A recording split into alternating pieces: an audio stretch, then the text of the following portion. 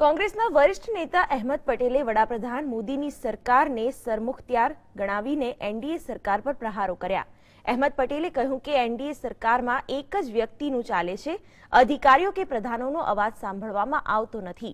તેમણે પીએમ મોદીની તુલના સરમુખત્યાર સાથે કરી છે। જ્યારે ડોક્ટર મનમોહન સિંહજીએ વાત કરી ત્યારે એના પ્રત્યુત્તરમાં જ્યારે અરુણ જેટલીએ વાત કરી અને કેવું જેને કહી શકાય કે રંગબેરંગી ચિત્ર આપવા માટેનો પ્રયત્ન કર્યો કે જ્યારે આ દેશનું અર્થતંત્ર ખૂબ જ સારી રીતે અથવા તો ગુલાબી સૂત્ર દોરવા માટેનો પ્રયત્ન કર્યો અને એવી પણ વાત કરી ડોક્ટર મનમોહન સિંહજીને ટોણો મારતા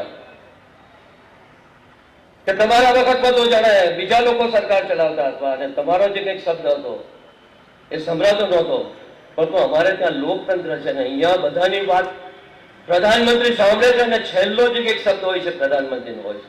તદ્દન વિપરીત જેને કહી શકાય, કોન્ટ્રાડિક્શન। ત્યાં લોકશાહી જેવું કશું છે જ નથી। નથી મિનિસ્ટરને સાંભળવામાં આવતા, નથી બ્યુરોક્રેટ્સને સાંભળવામાં આવતા, માત્ર એક જ જો કોઈ શબ્દ હોય તો નરેન્દ્ર મોદીજી અને ટોટલ કોન્ટ્રાડિક્શન જેને કહી શકાય, સરમુખત્યારશાહી જેને કહી શકાય।